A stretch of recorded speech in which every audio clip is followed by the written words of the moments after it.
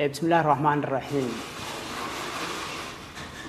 kuna soo dhawaada meel kasto aad joogtaan daawadayaal barnaamij aan maanta daahfurayno barnaamijkaas oo noqon doona xalaqaad kala duwan barnaamijka magaciisa waxa la yiraahdaa tilmaamaha ruuxa wanaagsan waxaana si joogto ah inoo la socodsiin doona ilaahay ha xifdiye Sheekh Cabdulqaadir Maxamed Cismaan oo loo yaqaano Sheekh Boobe bismillahir rahmanir rahim alhamdulillahi rabbil alamin والعاقبة للمتقين ولا عدوان إلا على الظالمين وأشهد أن لا إله إلا الله وحده لا شريك له وأشهد أن محمدًا عبده ورسوله اللهم علمنا ما ينفعنا وانفعنا بما علمتنا وزدنا علما ينفعنا ثم ما بعد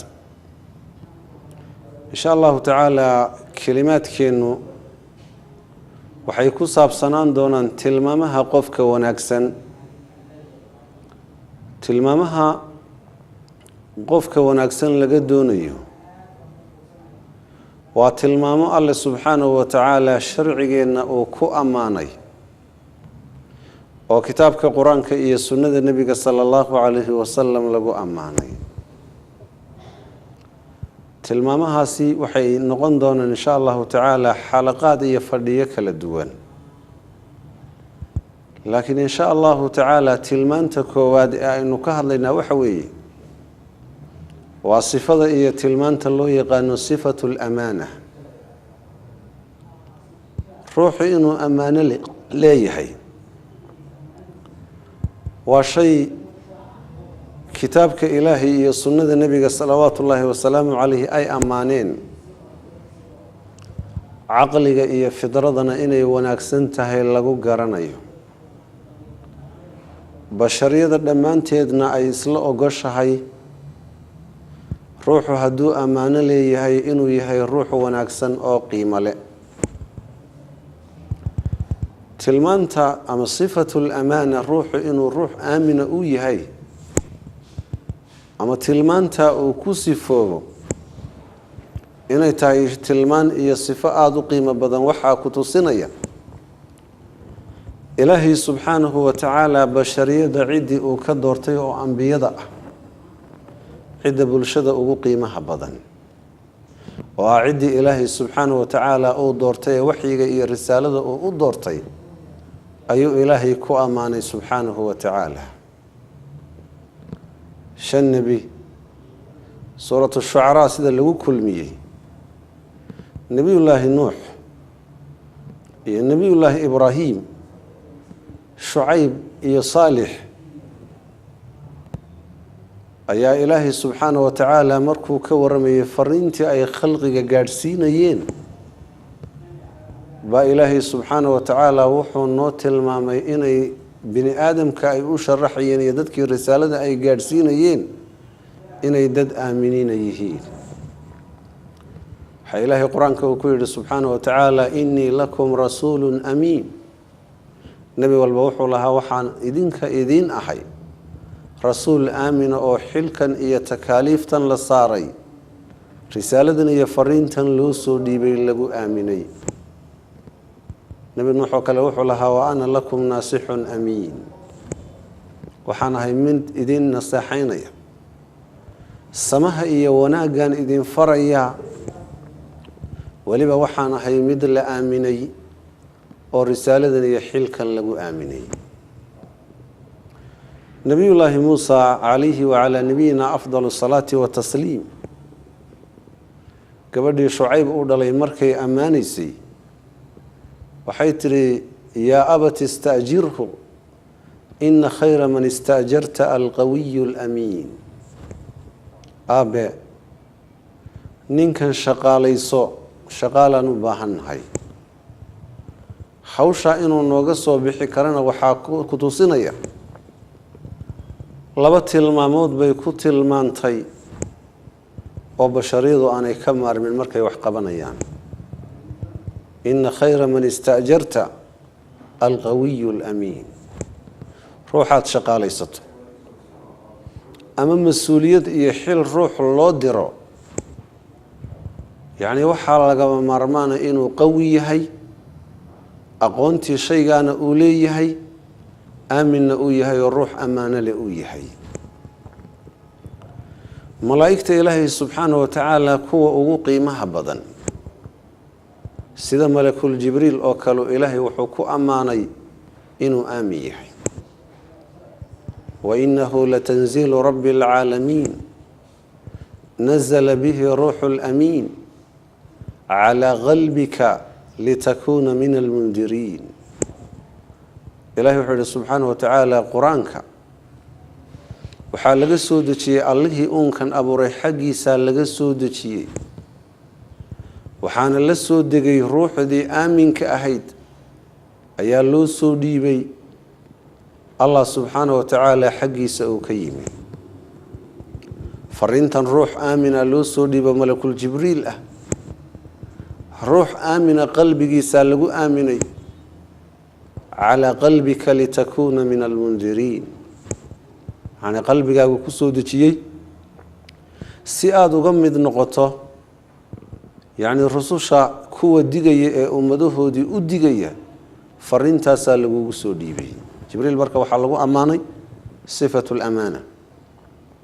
sidoo kale waata ilaahay subxaanahu wa tacaala leeyahay wainahu laqowlu rasuulin kariim dii quwatin cinda di lcarshi makiin mudaacin hama amiin. waa tilmaan kale, waa mar kala jibriil ilaahay wuxuu ku ammaanayaa oo malaa'igta ugu qiimo badan sifatu lamaana ayaa lagu ammaanaya. haddaynu si gaara u tilmaanno nebigeenna salawaatu ullaahi wasalaamuhu calayh intaan risaaladan iyo xilkan lagu soo dejinay waxyiga loo waxyoonba waxaa nebigeenna loo yaqaanay saadiqu lamiin ayaa loo yaqaan. markii risaaladan ilaahay subxaanahu wa tacaala uu ku soo dejiyey waxyigana qalbigiisa alle subxaanahu wa tacaala uu geliyey, khalqiga intii u dhoweyday iyo intii ka fogeydba gaal iyo muslimba waxay uga markhaati kaceen inuu aamin yahay. saadiqu lamiin waa looga markhaati kaca. fi saxiixayn waxaa ku sugan xadiiska cabdullaahi bni cabaas ayaa cabdullahi bni cabaas wuxuu ka sheekeynayaa ana abaa sufyaan akhbarahu ana hiraqla, abaa sufyaan baa isagoo gaala wuxuu wafdi ugu tegay boqorkii ruum hiraqle. markuu u tegay baa boqorkii wuxuu yihi wasa'altuka maada ya'murukum.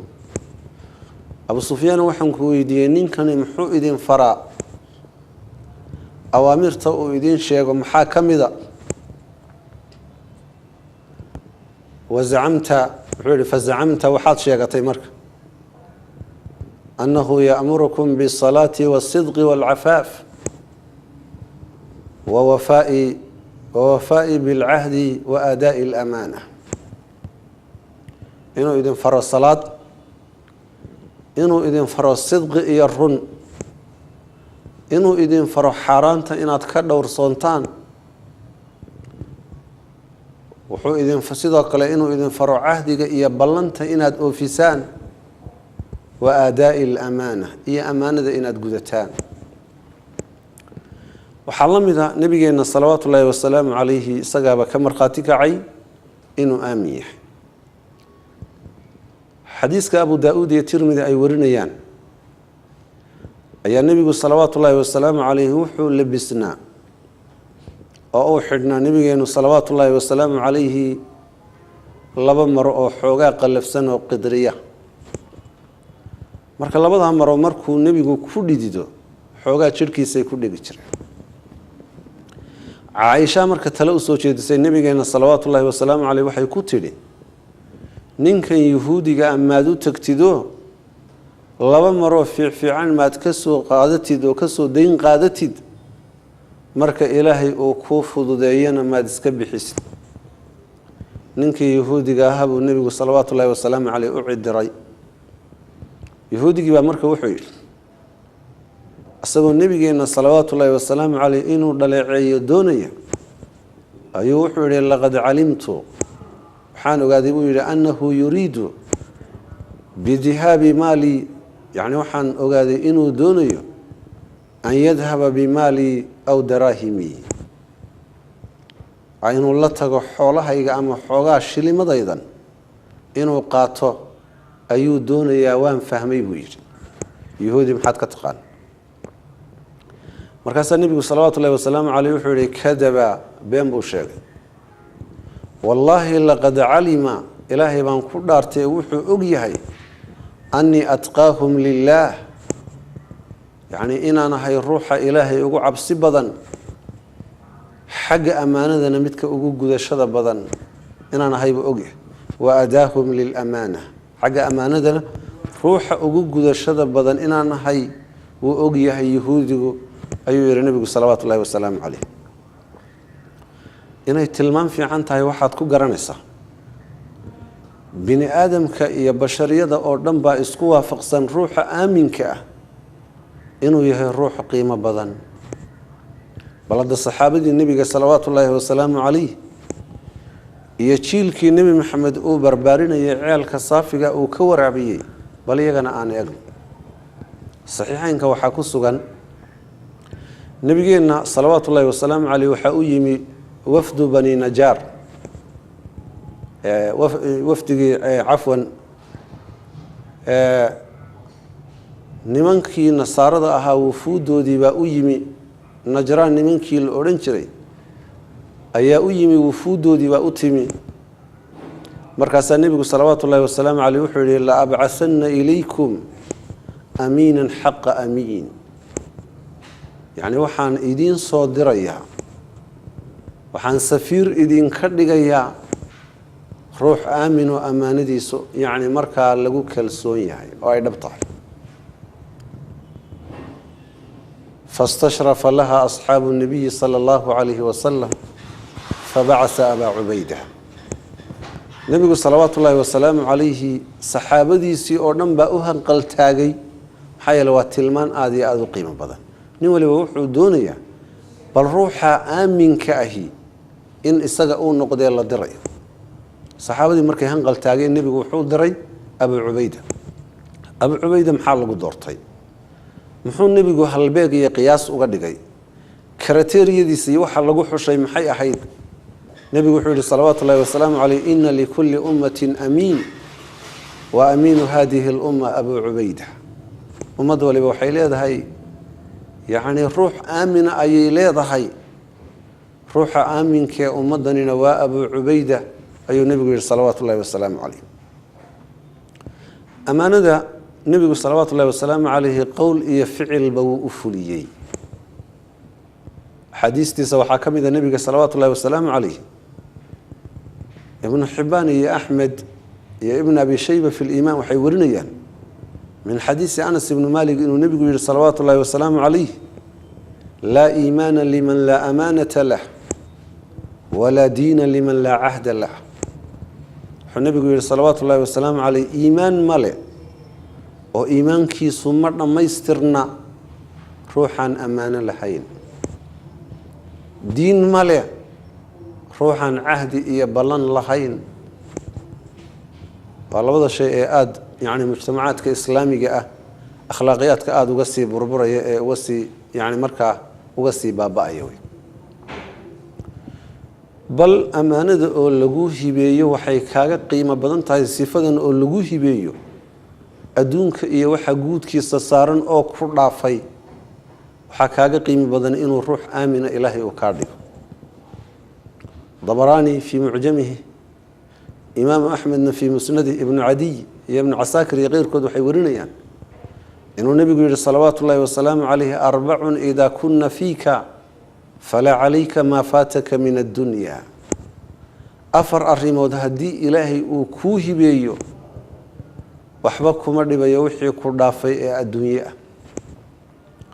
jaaniska adduunyada ku dhaafay dhib ma leh, kambaniga adduunyada kaa khasaaray dhib ma leh, fursadaha kale adduunyada ku dhaafay dhib ma leh.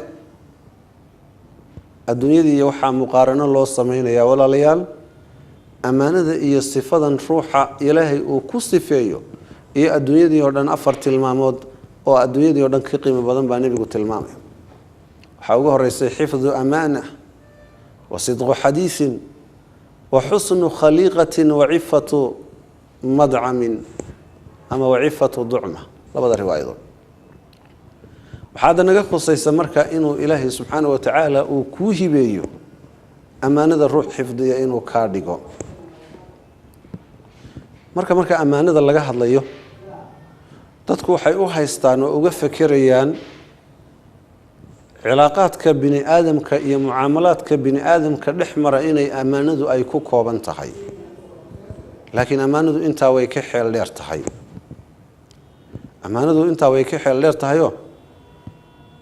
waxaan u qaybin doonaa insha allahu tacaala xalaqaadka soo socda 2 qaybood baan u qaybin doonaa qaybta koowaad ee ammaanadu waxa weeye waa wixii waajibaada iyo takaaliifta ilaahay subxaanahu wa tacaala dushaada uu saaray waa ammaano lagugu aaminay oo ilaahay kugu aaminay subxaanahu wa tacaala ilaahay waxbuu ku faray waxna waa kaa reebay subxaanahu wa tacaala xuduud iyo sohdin iyo seeruu sameeyo yidhi ha ka gudbin waa ammaano boolis laguma daba dhigin iimaanka qalbigaaga ku jira lagu tala saartay ilaahayna wuxuu kugu yidhi kitaab qur-aan intuu kuu soo dejiyey nebina kuu soo diray kitaabkaa kuu fasira ayuu ilaahay wuxuu kugu yidhi waxaana fuli waxaana iska ilaali inay ammaano tahay qur-aankaa noo tilmaamo ilahi wuxuu leeyahy innaa caradna alamaanata cala alsamaawaati waalardi waaljibaali faabayna an yaxmilnaha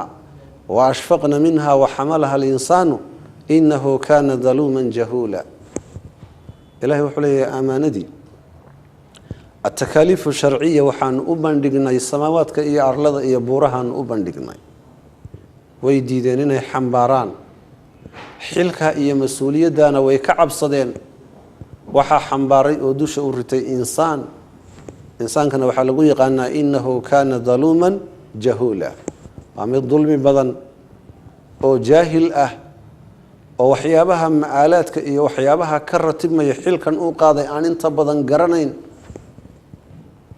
waxaa la mida qur-aanka markaad istiqraa ku samayso qowluhu tacaala yaa ayuha aladiina aamanuu laa takhunuu allaha waarasuula watakhunuu amaanaatikum waantum taclamuun kuwii alle iyo nebigiisa rumeeyeyo alle iyo rasuul ha khiyaamaynina waa waajibaadkii iyo xilkii iyo takaaliiftii sharciga ahayd ee laydin saaray waa ku dhaqankii diinta alle subxaanahu wa tacaala waa ilaalintii ruuxu xaqa ilaalinaya uu ku camalfalayey waa ka dheeraanshihii ruuxu baadilka uu ka dheeraanayey waa iska dhowridii ruuxu uu iska dhowrayay wixii rabbi uu ka reebay ee manhiyaad ah ilaahay marka wuxuu leeyahay alle iyo rasuulkiisa ha khiyaamaynina markaad alle iyo rasuulkiisa khiyaamaysaan waxaa ka dhalanaya inaad ammaanadiinni aada khiyaamaysaan wixii bini aadamka dhex marayey inaad khiyaamaysaan ayaa ka dhalanaya haddii ruux ilaahay subxaanahu wa tacaala khiyaameeyey mas-uuliyaddii iyo alle subxaanahu wa tacaala wixii uu ku aaminayna ka soo bixi waayo u dayacay ilaahay baan idinku dhaarshay ma u malaynaysaan bulshada muslimiinta ah inuu kaalin u buuxinayo jawaabtu waa maya ma u malaynaysaan bulshada muslimiinta risaalada iyo waxa uu u gudbinayaa inay dhaqan wanaagsan noqonayso wax lagu aaminayna inuu ammaanadii uu ilaalinayo xifdinayo miyaad u malaynaysa ruux ilaahay subxaanahu wa tacaala ammaanadiisii dayaca waxaa macnaha aada inoogu sii cadaynaya ruuxa takaaliifta ilaahay subxaanahu wa tacaala uu ku aaminay inaan ilaahay subxaanahu wa tacaala boolis aanu daba dhigin oo iimaanka qalbigiisa ku jirta uu u tala saartay xadiiska imaamu axmed iyo ibnu maaja oo xalqadeennan koowaad aynu ku soo gabagabaynayno wuxuu leeyahay nebigu salawaatu ullaahi wasalaamu calayhi wala aclamanna aqwaaman walle waan ogaan baa nebigu yidhi salawaatu ullaahi wasalaamu caleyh qoomkaasoo ya'tuuna bixasanaati amhaali jibaali tihaama baydaa waxay la imaanayaan xasanaad buuraha tihaamo laaleeg oo cadcad ajar salaad soon sadaqo xaj acmaal khayri oo ay ka soo shaqaysteen iyo waajibaad ay soo fuliyeen bay la imaanayaan markaasaa nebigu salawaatu ullahi wasalaamu caleyh wuxuu yihi fayajcaluha allahu haba'an manhuura. ilaahay wuxuu ka yeelayaa subxaana wa tacaala sidii bus la saydhay oo kale, boodh la firdhiyey oo kaleu ka yeeli. Sawbaan oo saxaabiga xadiiska warinaya ayaa wuxuu yihi nebiga wuxuu ku yihi salawaatu ullahi wasalaamu caleyh sifhum lana wajallihim lana lianlaa nakuuna minhum. rasuulka ilaahay uu noo sifee, daaha nooga qaad dadka camalkoodii la baabi'inayo, tilmaan iyo sumad aanu ku garanno noo sheeg si aanan uga mid noqon rasuulka ilaahay. markaasaa nebigu salawaatu ullahi wasalaamu caleyh wuxuu yihi hum min jildatina yatakalamuuna bialsinatina waya'khuduuna min alleyli kama ta'khuduun. innagay inaga mid yihiin bulshada muslimiinta, luqadeenna iyo carabkeennana waa ku hadlaan, habeenkii bay cibaadaysanayaan oo salaatuleylkii waxay ka qaadanayaan intaad ka qaadanaysaan, intaad tukanaysaan in leeg bay tukanayaan. cajiib. waxaa la yaab kale waxa weeye waajibaadkii intay fuliyeen bay weliba salaatuleyl tukanayaan dadkan camalkoodii la baabi'iyey. talow xaggee laga galay? nebigu wuxuu yihi salawaatu ullahi wasalaamu caleyh hum qowmun idaa khalow bimaxaarimi illaah intahakuuha. waa qoon hadday la gooni noqdaan maxaarimta ilaahay iyo wixii rabbi uu ka xarimay way derderaan. cidi kuuma jeedo inaad sooman tahay iyo inaad markaad gurigaaga joogto biyo cabto yaa og, ilaahay baa og subxaana wa tacaala. cid kuu jeedaa ma jirto. markaad gurigaaga joogto macaasida iyo waxaad samaynayso cidima oga. qoonkan waxaa dhibtu ay kaga timi wuxuu nebigu salawaatu ullahi wasalaamu caleyh ku tilmaamay waxa weeye waa qowmun idaa khalow bimaxaarimi illaah intahakuuha. hadday la gooni noqdaan waxyaabaha ilaahay subxaana wa tacaala ka xarimay oo iyaga iyo macaasida ay isku keliyeystaan, yacni macaasidii bay derderayaan, sohdintii iyo seerihii iyo xuduuddii ilaahay bay ka tallaabayaan. waxaa ugu sahlan waxa weeye ilaahay subxaana wa tacaala ishaada inaad kaantaroosho, carabkaaga inaad kaantaroosho, ilaahay subxaana wa tacaala aada isku si u caabudo. markaad khalqiga la joogto iyo markaad gooni tahay inaad mar walba ilaahay caabudo, inuu ilaahay kuu jeedana aada ku xisaabtanto ayaa la doonaya. alla subxaana wa tacaala wuxuu leeyahay icmaluu bima shi'tum fa inii bima tacmaluuna caliim.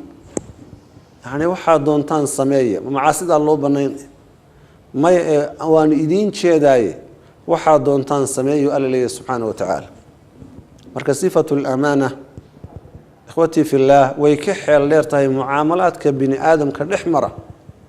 qeybta koowaadina waxa weeye waa wixii ilaahay waajibaadkii uu kugu aaminay. salaadu waa ammaano, xoolaa ilaahay ku siiyey sakadu waa ammaano, yacni xajka aada gudanaysaa waa ammaano, sadaqada aada bixinaysaa waa ammaano, yacni qur-aanka aada akhriyaysaa waa ammaano, macaasida inaad iska ilaaliso wixii rabbi kaa xarimay ka dheeraato waa ammaano. alle subxaana wa tacaala cimrigan uu ku siiyey iyo caafimaadkan uu ku siiyey inaad cibaadadiisa iyo daacadiisa ugaga faa'iidaysato waa shay lagama maarmaan ah, waana shayga ruuxu adduun iyo aakhiraba uu ku liibaanayo. ammaanada marka sifadaas diinta oo dhan baa soo gelaysa. xalaqaadka dambe insha allahu tacaala ayaynu ku qaadaa dhigi doonaa ammaanada mucaamalaadka bini aadamka waxaa dhex maraya, maxaa ammaano ah maxaanse ammaano ahayn. insha allahu tacaala xalaqaadka dambe ayaynu ku qaadaa dhigi doonaa. rabbi waxaan weydiisanaynaa subxaanahu wa tacaala inuu iimaanka qalbigeena ku jira u xoojiyo, sharka iyo fitantana alle subxaanahu wa tacaala uu naga badbaadiyo. allaahuma aati nufuusana taqwaha wazakiha anta khayru man zakaaha anta waliyuha wamowlaaha. allahuma inaa nas'aluka iimaana kaamila wayaqiina saadiqa waqalba khaashica walisaana daakira warisqa dayiba wacamala mutaqabala wacilma naafica. وجزاكم الله خيرا والسلام عليكم ورحمة الله تعالى وبركاته xalqadeennii koowaad insha allahu tacaala ayaa intaa inoogu eg xalqaadka dambe ee soo socda allah ina gaarsiiyo subxaana wa tacaala